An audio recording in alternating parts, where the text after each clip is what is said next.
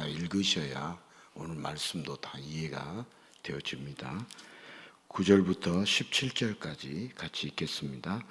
보아스가 장로들과 모든 백성에게 이르되 내가 엘리멜렉과 기럯과 말론에게 있던 모든 것을 나오미의 손에서 산 이래 너희가 오늘 증인이 되었고 또 말론의 아내 모압 여인 룻을 사서 나의 아내로 맞이하고 그 죽은 자의 기업을 그의 이름으로 세워 그의 이름이 그의 형제 중과 그곳 성문에서 끊어지지 아니하게 하매 너희가 오늘 증인이 되었느니라 하니 성문에 있는 모든 백성과 장로들이 이르되 우리가 증인이 되나니 여호와께서 내 집에 들어가는 여인으로 이스라엘의 집을 세운 라헬과 레아 두 사람과 같게 하시고 내가 에브라데에서 유력하고 베들레헴에서 유명하게 하시기를 원하며 여호와께서 이 젊은 여자로 말미암아 내게 상속자를 주사 내 집이 다말이 유다에게 낳아준 베레스의 집과 같게 하시기를 원하노라 하니라. 이에 보아스가 룻을 맞이하여 아내로 삼고 그에게 들어갔더니 여호와께서 그에게 임신하게 하심으로 그가 아들을 낳은지라. 여인들이 나오미에게 이르되 찬송할지로다.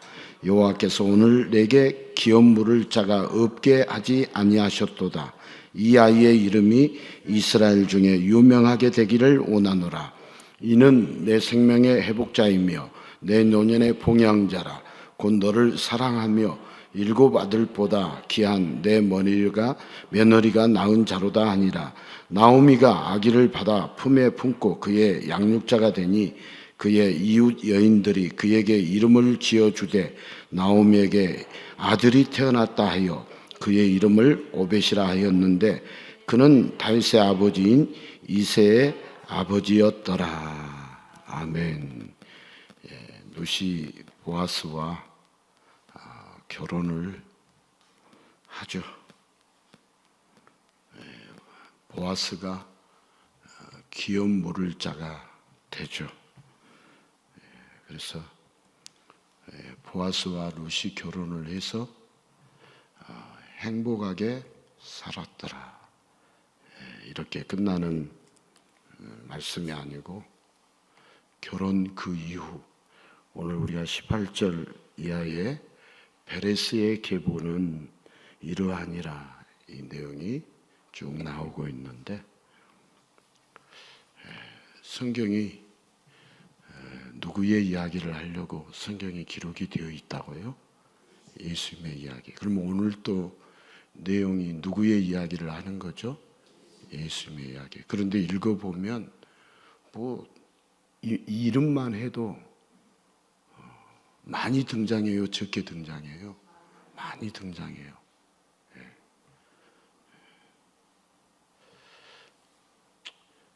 예수님이 우리 구원자다 이렇게만 알려주면 얼마나 좋겠어요. 그리고 이제 그렇게 끝나버리고 설교 끝하면은 다 알아들으셨죠? 오늘 예수님 이야기하는 것이고요. 보아스와 룻이 결혼해서 자녀를 낳았는데 아들을 낳았어요. 이름이 뭐예요? 오벳이라고 그래요. 오벳하고 예수님하고 뭔 상관이 있느냐? 오벳이 누구의 할아버지가 되었다고 이야기하고 있죠? 다윗의 할아버지가 됐다고 성경에 기록이 되죠.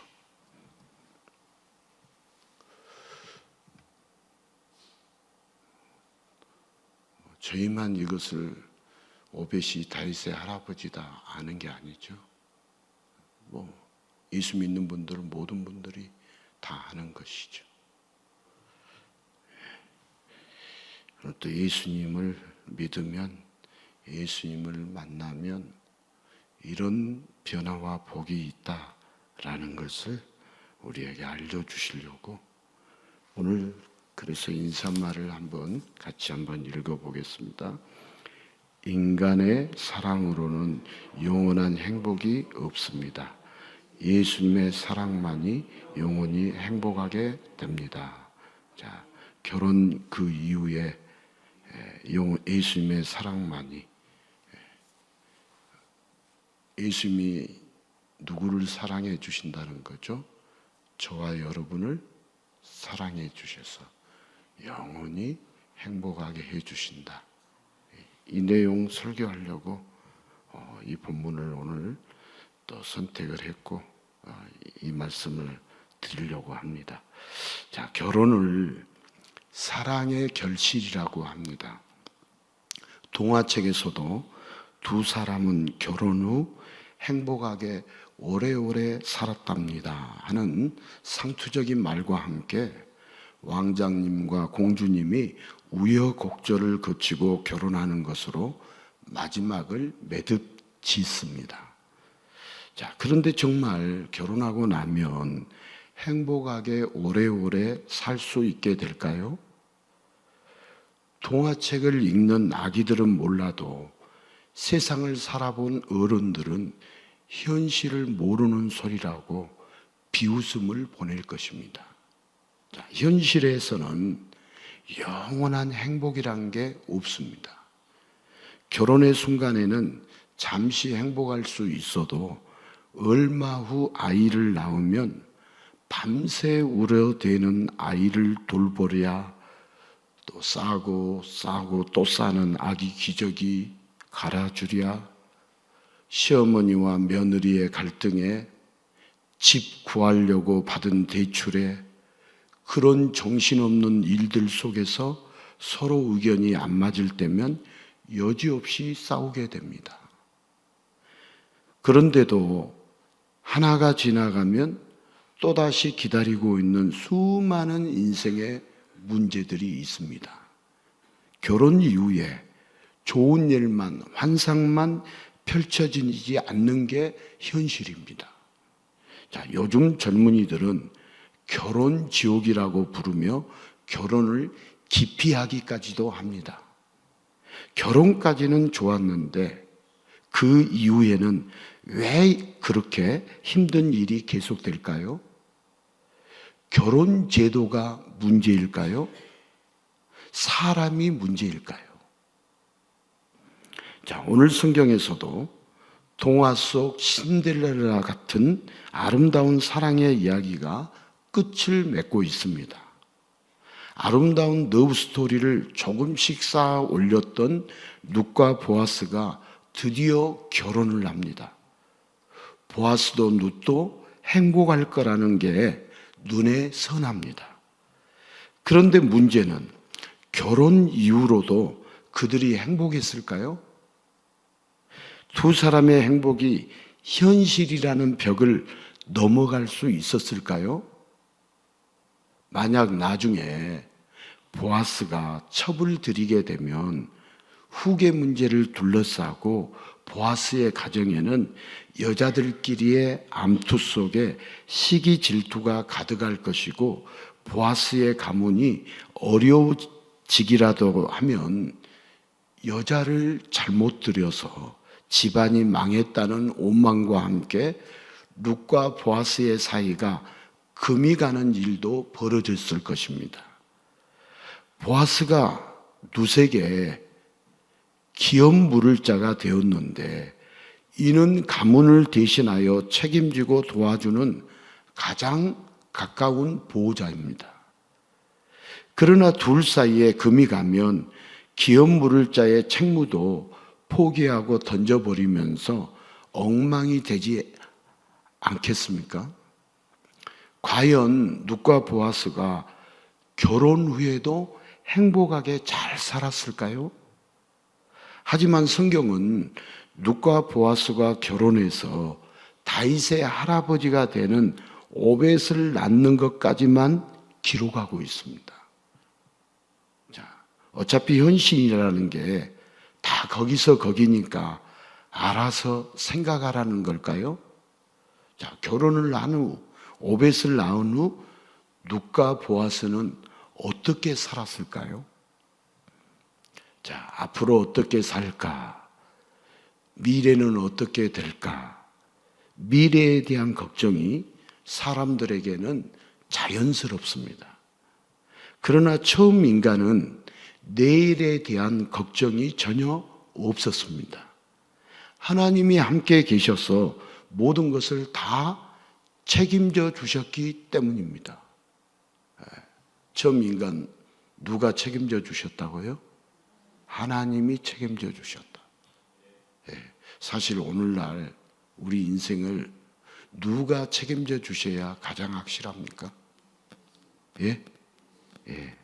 예수님이 책임져 주셔야 가장 확실합니다. 그 고백과 그 믿음이 실제적으로 우리에게 고백되어지는 것이 쉽지 않습니다. 말은 예수님이 책임져 주셔야 합니다. 이렇게 말은 하는데 실제로 우리의 삶은 내가 내 인생을 책임지려고 몸부림쳐요, 안 쳐요? 쳐요. 그러니까 말은 예수님이 책임져 주셔야 확실합니다. 이렇게 말은 해도 믿지 않는다는 것이죠.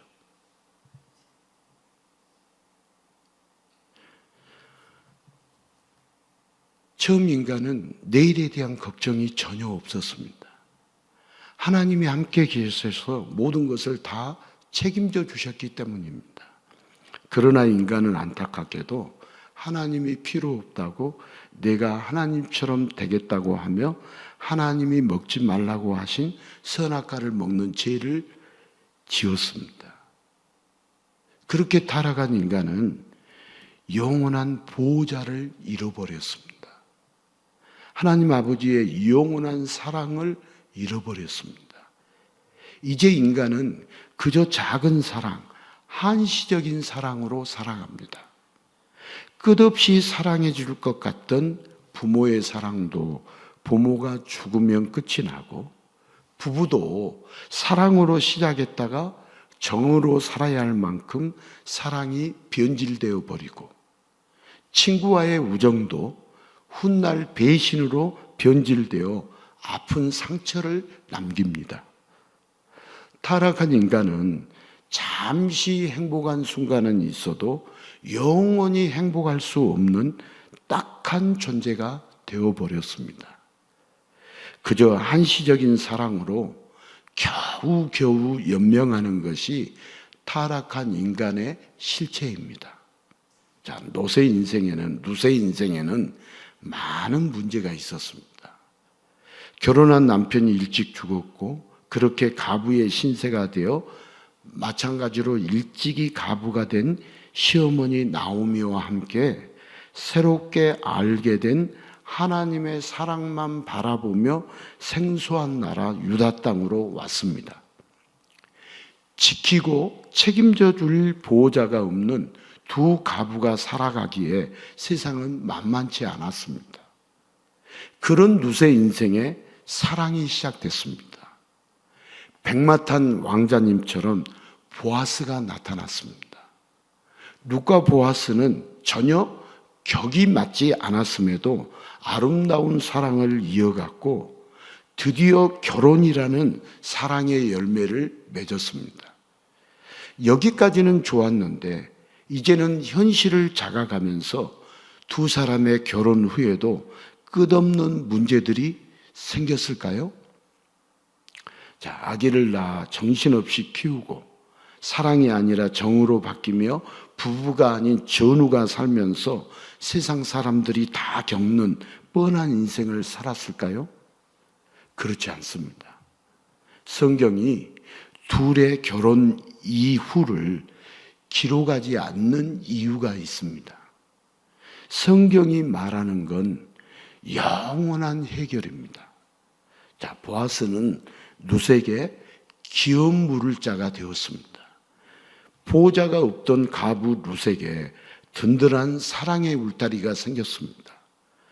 문제가 많던 룻의 인생이 완전히 해결되었기에 성경은 결혼 이후를 굳이 기록할 필요 없습니다. 하나님의 사랑 안에서 룻의 인생은 이전과 완전히 달라졌습니다. 무엇보다 보아스와 룻은 예수님과 예수님이 사랑하는 자를 예표하고 있습니다. 자, 보아스와 룻은 누구와 누구를 예표하고 있다고요? 예수님과 예수님이 사랑하는 자를 예표하고 있습니다. 그렇지 않다면 무슨 예수님을 말하겠어요? 예수님은 죄 문제로 인하여 인생이 다 무너져 버린 죄인들을 사랑하셔서 그들의 기업 물을 자, 그들을 책임져 주실 자, 구원해 주실 자가 되십니다.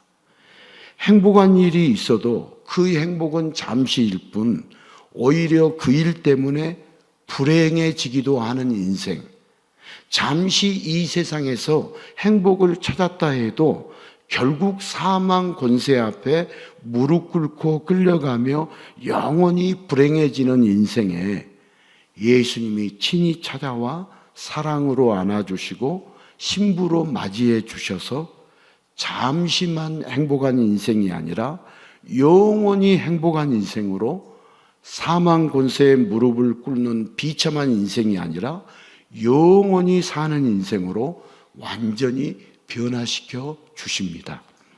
자, 예수님이 비록 인간의 몸을 입고 초라한 모습으로 이 땅에 오셨지만 예수님은 모든 문제에 영원한 해결을 위한 유일한 구원자이십니다. 예수님은 모든 인생에 영원한 행복을 위한 유일한 하나님이십니다. 자, 일부만이 아니라 모든 것을 책임져 주시는 분, 잠깐이 아니라 영원히 해결해 주시는 분, 영원한 사랑으로 신부를 보호해 주시는 분이 바로 예수님이십니다. 자, 사람들은 말하기를 사랑의 힘이 위대하다고 합니다. 그러나 인간의 사랑은 위대하다고 말할 만할 뿐 모든 것을 전부 책임져 주지 못합니다. 인간의 삶 자체가 유한하기에 인간의 사랑은 영원할 수가 없습니다. 그러나 예수님은 인간의 죄의 문제, 천국에 합당한 의의 문제까지 다 책임져 주시는 분이십니다. 인간의 삶은 유한하지만 전능한 신성의 예수님은 시작도 끝도 없습니다. 오직 예수님의 사랑만이 위대한 사랑이며 영원한 사랑이며 모든 것을 다 책임져 주는 완벽한 사랑입니다.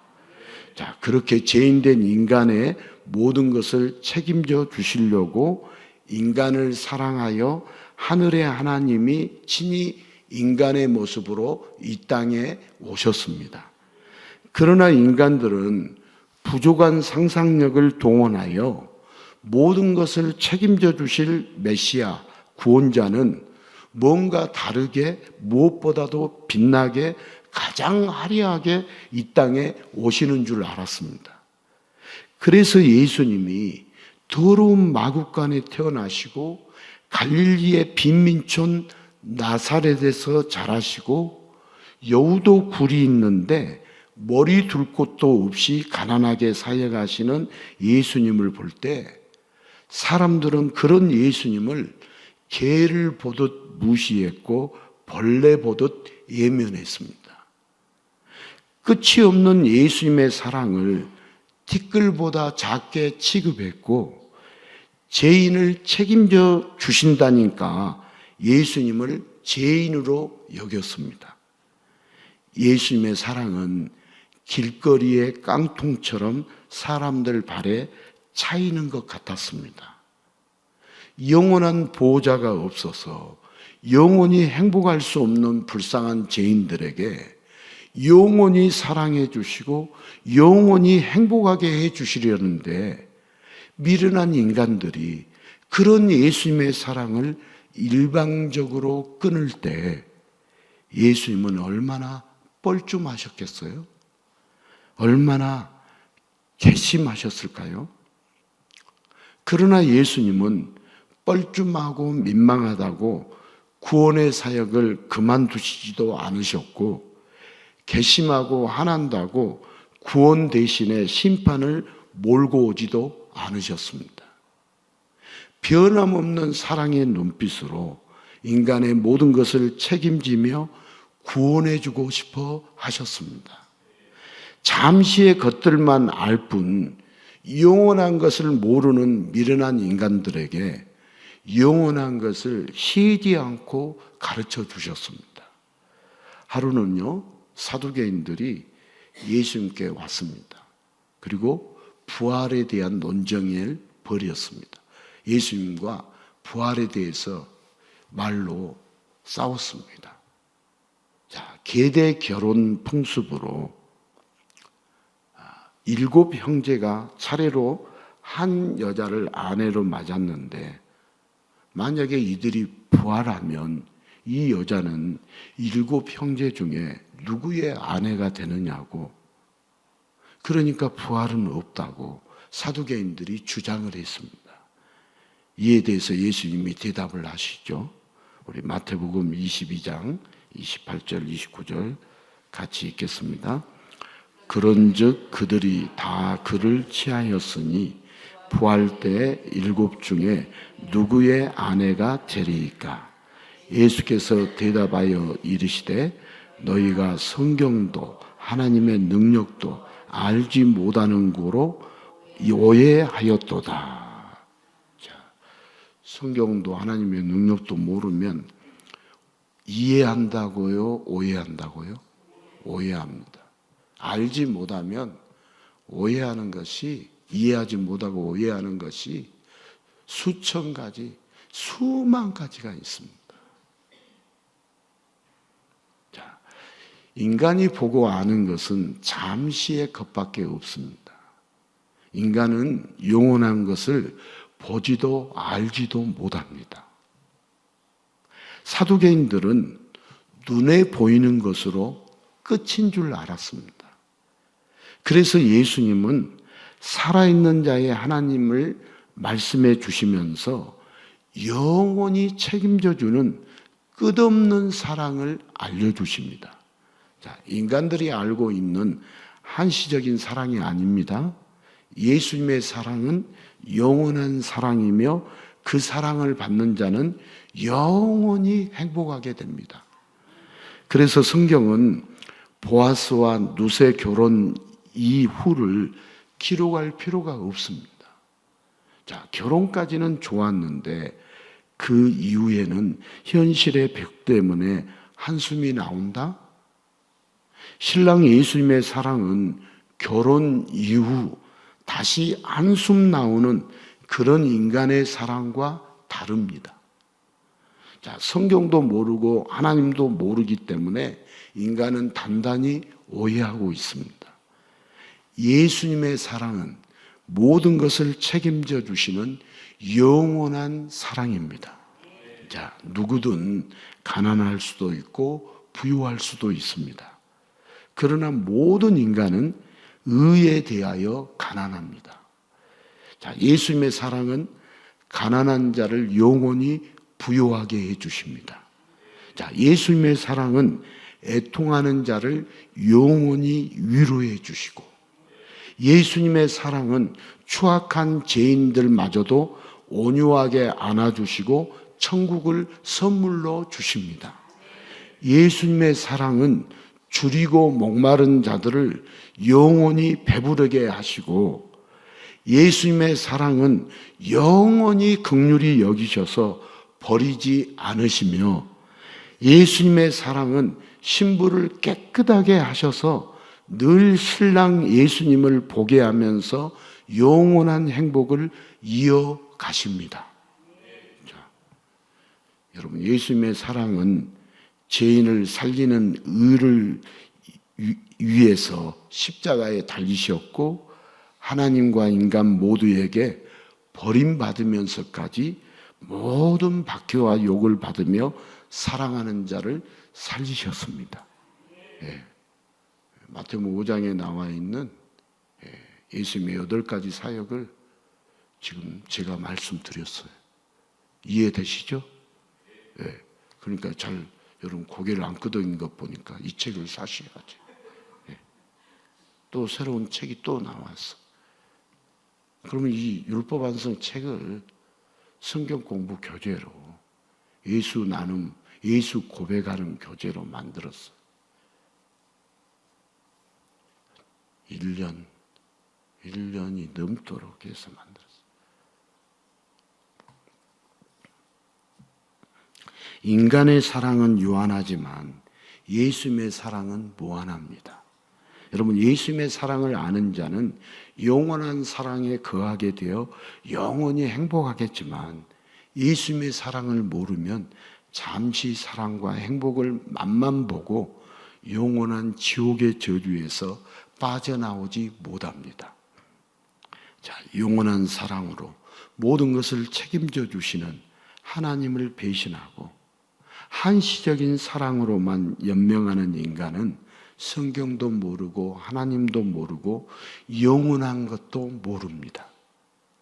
그러나 하나님 아버지는 이런 인간들을 사랑하사 예수님을 보내주셔서 죄인일 뿐 신부의 자격이 없는 자들을 끝까지 사랑하여 신부로 맞이하게 하시고 죄인들의 기업 물을 자, 모든 것을 책임져 주는 영원한 신랑이 되게 하십니다. 자, 신랑 예수님을 보내신 하나님 아버지의 은혜로 이제부터 예수님의 사랑을 받는 자는 이전까지 알지 못했던 영원한 사랑, 영원한 행복을 깊이 깨달아 알게 됩니다. 그리고 영원한 천국, 새 하늘과 새 땅에서 영원히 끝나지 않는 혼인잔치를 누리게 됩니다. 이 모든 것이 하나님의 사랑입니다.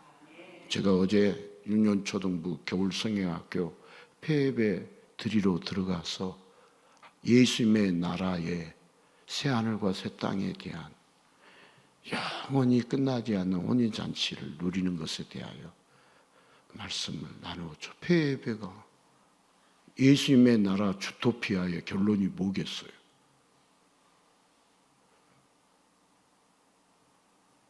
요한계시록 21장 1절과 4절을 읽고 영원한 행복의 나라, 그 나라는 눈물도 없고 아픔도 없고 고통도 없고 슬픔도 없고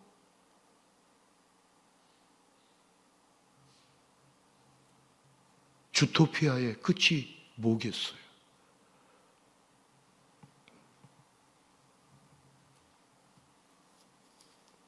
자, 루카 보아스는 결혼 그 이후에 어떻게 되었을까요?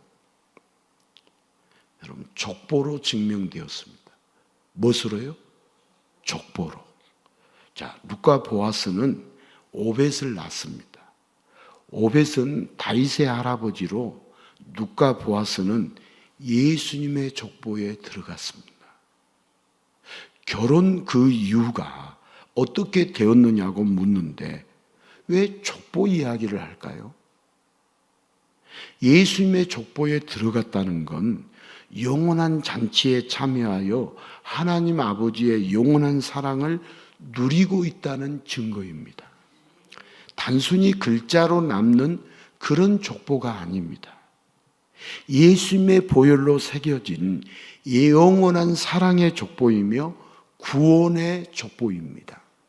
자, 보아스와 룻은 예수님과 성도에 대한 예표로서 그 핵심은 한번 따라서 합시다. 기업 물을 자. 기업 물을 자. 이게 히브리어로 고엘 그래요. 성경에 고엘은 안 쓰였어요. 근데 설교자나 누가 가르치는 사람이 유식한 표현을 쓴다고 고엘이라고 표현을 해요. 성경에는 안 쓰여있어요. 기업 물을 자가 히브리어로 뭐라고요? 고엘. 노엘도 아니고 베델도 아니고 고엘. 자, 보아스와 룻은요, 예수님과 성도에 대한 예표로서 그 핵심이 뭐라고요? 기업 물을 자. 오늘 말씀의 핵심도 기업 물을 자. 룻의 기업 물을 자가 보아스였죠. 우리 성도들의 기업 물을 자가 누구다고요? 예수님. 그 이야기 하려고 오늘 설교하는 거예요. 예수님이 사랑하는 성도의 모든 것을 다 책임지십니다. 죄도 다 책임져서 보혈로 씻어주시고, 의도 다 책임져서 의가 없는 자에게 예수님의 의로 충만하게 채워주심으로 영원한 천국의 영원한 혼인잔치에 참여하게 하십니다. 이 일을 다 누가 하신 거예요? 예수님이 하신 거예요. 이 진리를 알아야죠. 구약에서부터 이 진리를 가르쳐 주고 있는데 이 진리를 우리는 알아야죠. 어떻게 우리가 혼인잔치에 참여하게 되는가? 예수님이 우리의 더러운 것을 다 씻어주시고, 예수님이 우리에게 의의 옷을 다 입혀주셔서 혼인잔치에 단장시켜서 요한계시록 21장 2절에 나와 있는 신부를 단장시켜서 혼인잔치에 우리 예수님이 참여시켜 주신 거예요. 우리가 단장해서 참여하는 것이 아니라 예수님이 우리를 단장시켜서 혼인잔치에 참여하게 해주신 거예요. 여러분, 결혼 그 이후 지금 룻과 보아스는 영원한 혼인잔치에서 예수님의 보혈로 예수님의 족보에 들어갈 우리를 기다리고 있습니다. 자, 얘 인생에는 힘든 일들이 계속될까요? 유한한 이 세상에서 완전한 것이 없기 때문입니다.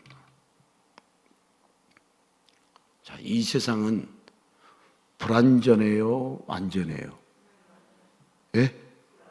불완전해요. 이 세상의 교육은, 인간 교육은 완전해요, 불완전해요? 예? 예. 어제 우리 폐예배 때 설교했던 내용이에요. 물론 이렇게 설교하려고 생각하고 올라간 것은 아니에요. 그래서 장로님하고 이충희 집사님하고 그렇게 같이 이야기하다가 올라가서 이 본문 가지고 하는데, 우리 아이들이 세상 교육, 인간 교육, 일반 교육 실컷 받는데 불완전한 교육이에요. 완전한 교육은 여러분 교회 안에서 이루어지는 것이죠. 완전한 교육. 우리 인간 자체가 불완전하기 때문에 완전한 교육을 못 시켜요. 인간들이 만들어놓은 내용도 불완전한 내용을 가르치고 있는 거예요. 목사님, 그렇게 세상을 가입혀 쳐버리면 우리는 이 세상에서 어떻게 살라는 말입니까? 진리를 말하는 것 뿐이에요. 여러분, 속상해하지 마십시오. 세상이 완전한 교육을 하고 제대로 된 교육을 한다면은 교회에서 가르칠 필요 없죠. 그냥 세상에 가서 배우라고 하면 되지. 그런데 불완전한 교육이에요. 유한한 이 세상에서 완전한 것이 없기 때문에 인생에는 힘든 일들이 계속됩니다. 여러분, 태어나서 죽을 때까지 힘든 일이 계속 안 된다고 말하면 거짓말입니다. 계속됩니다. 오늘 힘든 일 하나를 해결했으면 내일 없을 것 같은데 내일이 있습니다. 정확한 제가 예언할 수 있습니다. 자, 유한한 이 세상에서 완전한 것이 없기 때문에 힘든 일들이 계속되는 거예요. 자, 결혼 제도의 문제가 아닙니다. 여러분, 죄로 가득한 인간의 문제입니다. 자, 죽음을 향해 가고 있는 모든 인간에게는 영원한 행복이라는 게 있을 수가 없습니다. 그러나 인간의 모든 문제를 예수님이 책임져 주시려고 구원자로 이 땅에 오셨습니다. 현실에서 영원한 건 없지만 예수님의 사랑이 불가능한 것을 가능하게 하십니다. 자, 전능하신 분, 유일한 구원자가 사랑해 주시면 현실에서 불가능했던 영원한 행복이 정말로 이루어집니다. 여러분, 예수님이 우리를 사랑해 주시면 영원한 행복이 이루어진다, 안 이루어진다? 이루어집니다. 자, 결혼은 좋은 것입니다. 예수님의 사랑을 깊이 느끼고 체험하는 특별 계시의 수단입니다. 여러분, 결혼 좋은 거예요. 아담과 하와도 결혼해요, 안 해요? 해요. 그래서 서로 고백하잖아요. 이는 내 사랑하는 뼈 중에 뼈요 살 중에 살이로다 하면서 고백하는, 사랑의 고백하는데, 여러분 아담과 하와가 결혼하는 것도 다, 우리 사람이 결혼하는 것도 다 예수님과 신부된 우리가 결혼하는 것을 알게 해 주시려고 결혼이라는 제도를 만드신 거예요. 특별 계시의 수단이에요. 우리가 그렇게 결혼 제도를 이해하지 못하면 혼인 잔치에 대해서 알지 못하는 거예요. 우리는 막연하니까 혼인 잔치가 이루어지지 않을 거라고 생각하는데 혼인 잔치가 이루어져요. 예수님이 신랑이고 우리는 신부가 되어서 혼인 잔치가 이루어져요. 여러분, 무엇보다도 생육하고 번성하라는 하나님의 명령을 따라 자녀를 낳고 사랑하고 구원자 예수님을 알려주며 예수님의 족보를 이어갈 때 희미했던 영원한 사랑을 조금씩 알게 됩니다.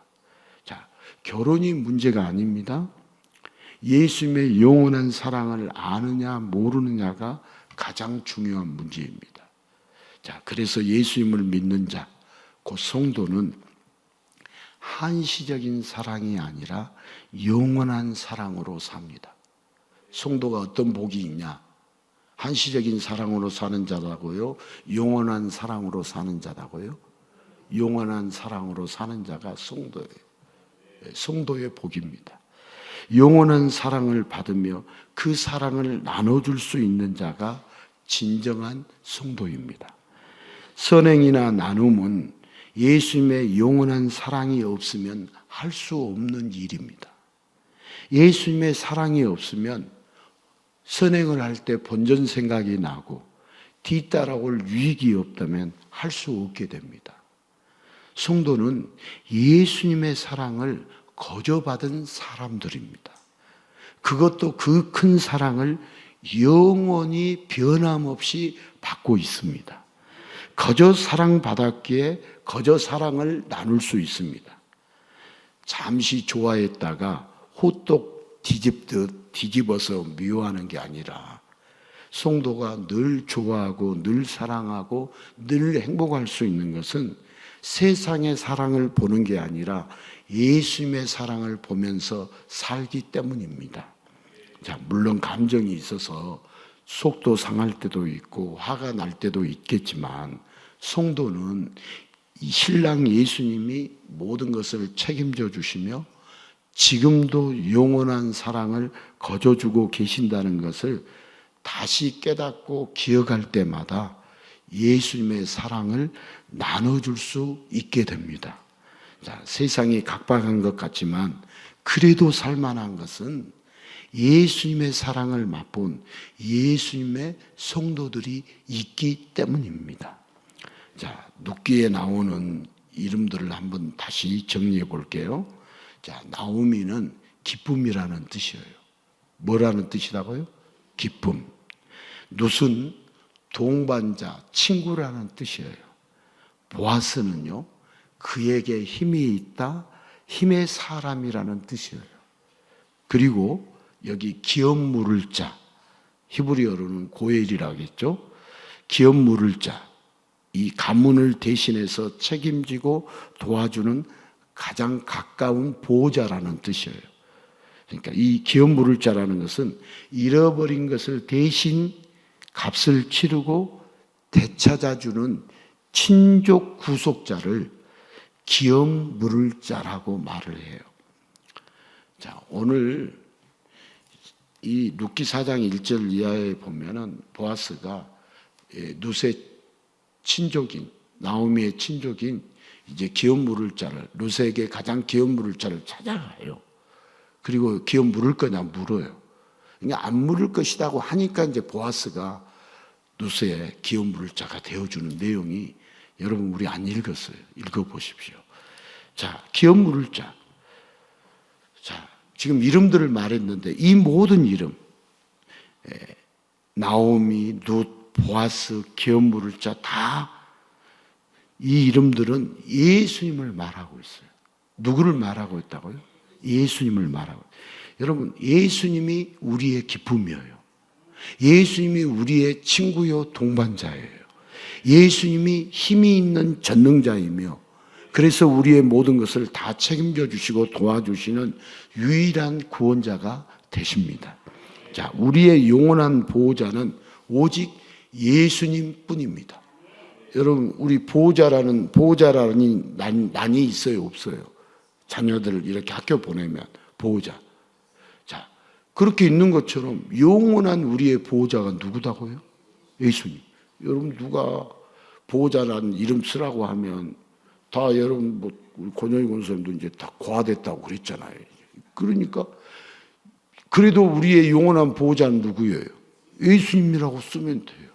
우리의 영원한 보호자는 오직 예수님 뿐이에요. 예수님. 우리의 영원한 행복도 오직 예수님 뿐입니다. 태초에 하나님은 인간을 남자와 여자로 창조하셨습니다. 여러분, 창세기와 요한계시록은 대조되어 있다, 대조 안 되어 있다? 이렇게 대조되어 있어요. 그러니까 창세기에서 궁금해가지고 해결받지 못하는 것은 어디를 찾아서 읽어보면 해결을 받을 수 있다? 요한계시록을 찾아 읽어보면 해결받을 수 있어요. 자, 요한계시록에서 신랑 예수님이 신부 예루살렘을 새하늘과 새 땅에서 기뻐하면서 맞이하십니다. 자, 처음부터요, 결혼 제도를 염두에 두고 계셨어요. 성경이 짝이 맞는데 창세기 짝이 거의 요한계시록 보면 딱 맞아요. 격이 맞지 않는 피조물에 게다가 죄로 가득한데도 신랑 예수님은 신부를 위하여 대신 죽으시고 다시 부활하셔서 그 보혈로 모든 죄를 씻고 예수님의 의를 부어주십니다. 자, 이 세상의 결혼은 이후로 문제들이 계속되지만 예수님과의 결혼은 결혼으로 끝입니다. 신랑 예수님이 신부를 맞이하면 영원한 어린 양의 잔치, 영원한 허니문이 계속됩니다. 자, 영원한 천국은 이 세상에서 다 알 수 없습니다. 여러분, 천국을 여러분들이 알게 되면 그 천국이 너무 좋아서 이 세상에서 더 살고 싶겠어요? 더 안 살고 싶겠어요? 더 안 살고 싶어요. 더 살고 싶어 하는 이유는 우리는 천국을 아직 모른다, 안다? 몰라서 그래요. 여러분, 진짜 천국을 알게 되면 그 천국이 너무 좋아서 나중에 여러분 가서 천국 가가지고 왜 그때 숨이 넘어갈 수 있었는데 하면서 아쉬워할 때가 올 거예요. 그럼 천국을 알게 되면 그 천국이 너무 좋았어. 이 세상에서 살 수 없습니다. 그런데 천국이 좋은 이유도 누구 때문이다? 신랑 예수님 때문에. 예수님 때문에. 신랑 대신 예수님이 지금도 우리의 동반자가 되셔서 우리의 모든 것을 다 책임져 주시며 천국으로 한 걸음 한 걸음 인도해 주고 계십니다. 우리는 예수님 때문에 어떤 일도 극복하고 이겨낼 수 있습니다. 누구 때문에? 예수님 때문에.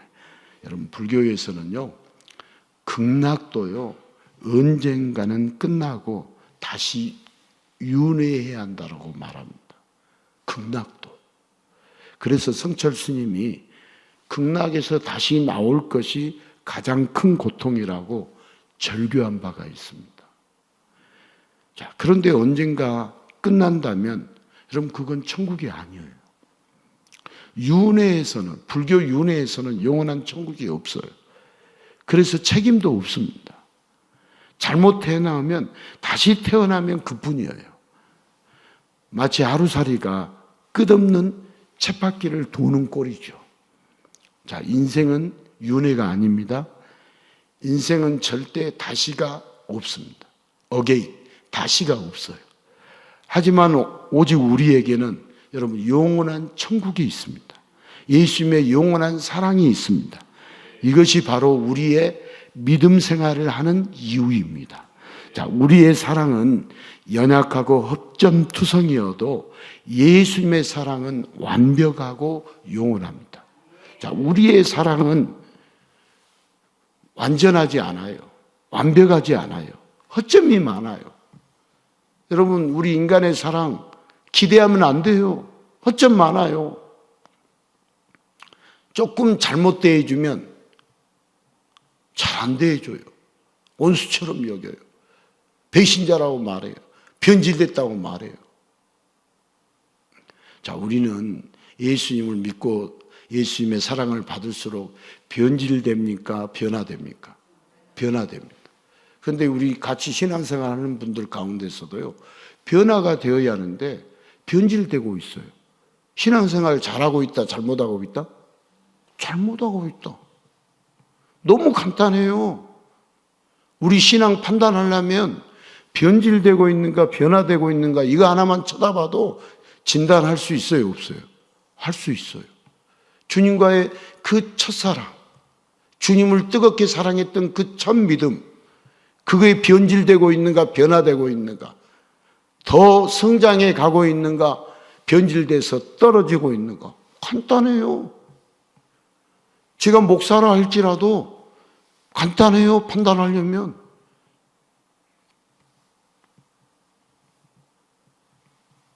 진단하는 게 어렵지 않아요.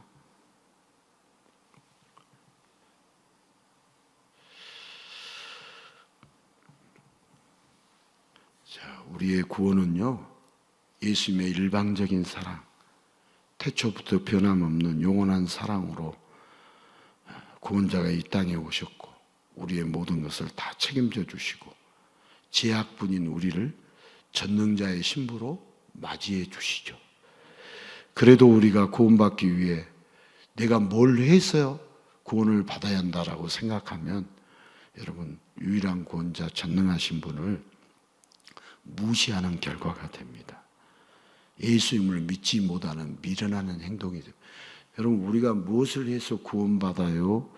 일방적으로 주의 은혜로 예수님이 우리를 구원해 주셔요. 예수님이 우리를 구원해 주시고, 우리가 뭐 기도드리고 찬양 드리고 예배 드리고 이 모양 저 모양으로 봉사하고 섬기는 것, 그것 때문에 구원받는 게 아니고 우리는 구원받은 기쁨으로 하는 일이지. 여러분, 오늘 또 봉사하시고 오늘 또 찬양하고 예배 드릴 때 구원받은 기쁨으로 하는 것이지 구원받기 위해 하는 게 아닙니다. 의무로 해야 하는 것과 기쁘고 즐거워서 하는 것에는 어마어마한 차이가 있어요. 여러분, 구원은 예수님이 홀로 그 끝없는 사랑으로 이미 다 이루셨어요. 그 이루었다는 것을 가르쳐 준 것이 뭐예요? 율법 완성이에요. 우리는 구원받은 자, 예수님의 신부로서 결혼 이유를 걱정하는 자가 아니라 영원한 잔치에 불러주신 예수님께 감사하고 예수님께 찬양하고 나도 그분을 사랑하는 것이 우리의 할 일입니다. 예수님이 나를 사랑했으니 나도 그분을 사랑하는 것이 우리의 뭐라고요? 할 일이다. 우리가 예배하는 것도 그분을 사랑하는 것이고 찬양을 하는 것도 그분을 사랑하는 것이고 우리가 헌신을 하는 것도 그분을 사랑하는 것이고. 예. 여러분, 많은 상급을 받으려면 충성 봉사해야 한다.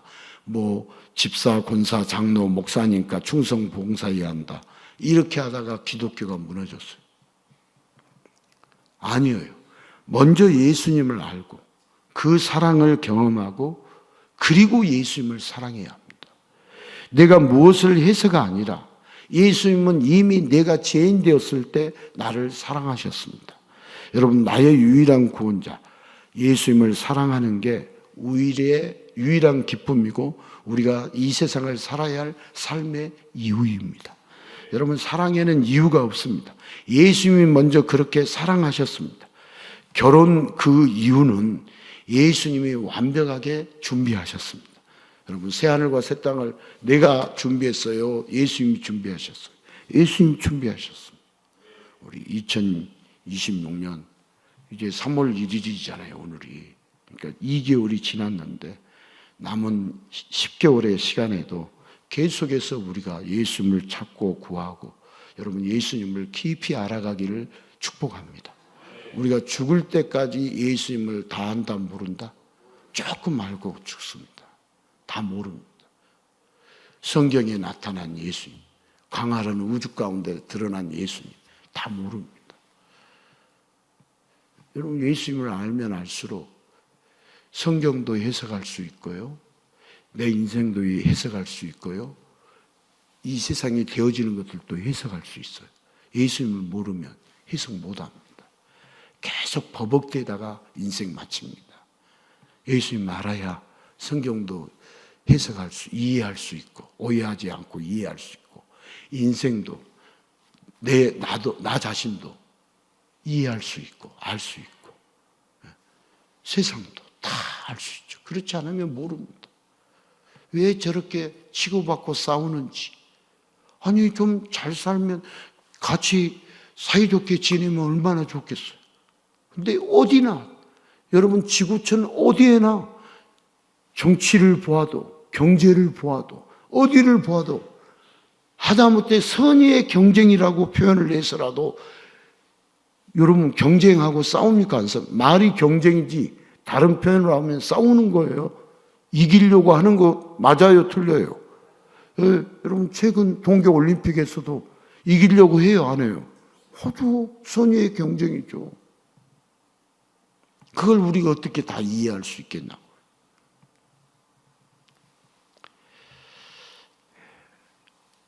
예수님의 사랑 올 한 해 깊이 체험하면서 이 사랑 전하면서 살 수 있기를 축복합니다. 어디를 가든지 우리가 예수님의 사랑으로 가득해서 예수님의 사랑의 향기를 이렇게 퍼뜨리는 예수님의 성도로 살아가기를 예수님의 이름으로 축복합니다.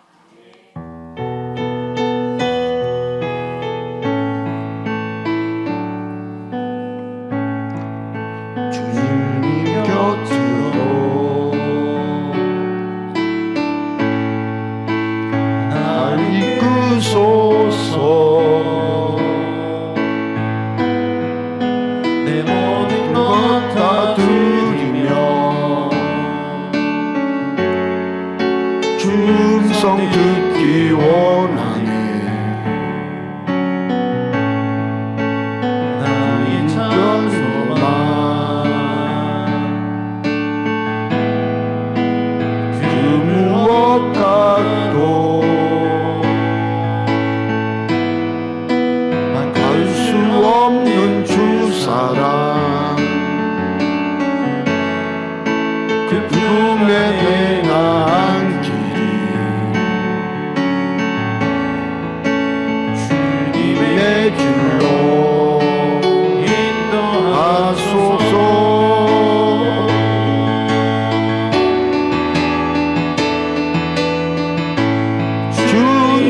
주님만이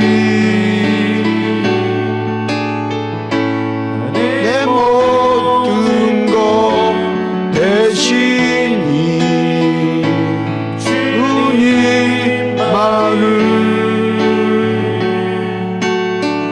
더 알게 하소서. 주님만이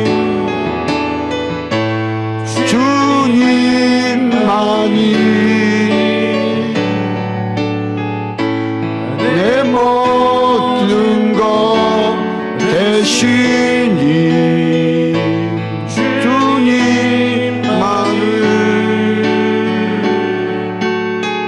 더 알게 하소서. 우리 이 시간 기도하실 때 예수님의 사랑을 알게 해 주옵소서. 예수님의 영원한 사랑을 알게 해 주옵소서. 우리가 주님의 사랑을 알아야 영원한 행복과 영원한 기쁨을 누리며 살 수 있습니다.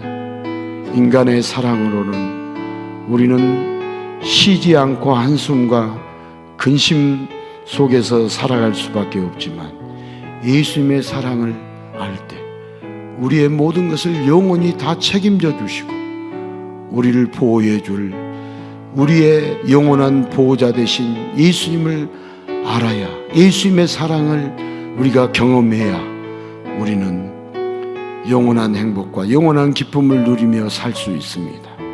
예수님의 사랑을 알게 해 주옵소서. 예수님의 사랑을 알기를 원합니다. 이 시간 기도하겠습니다. 주님, 주님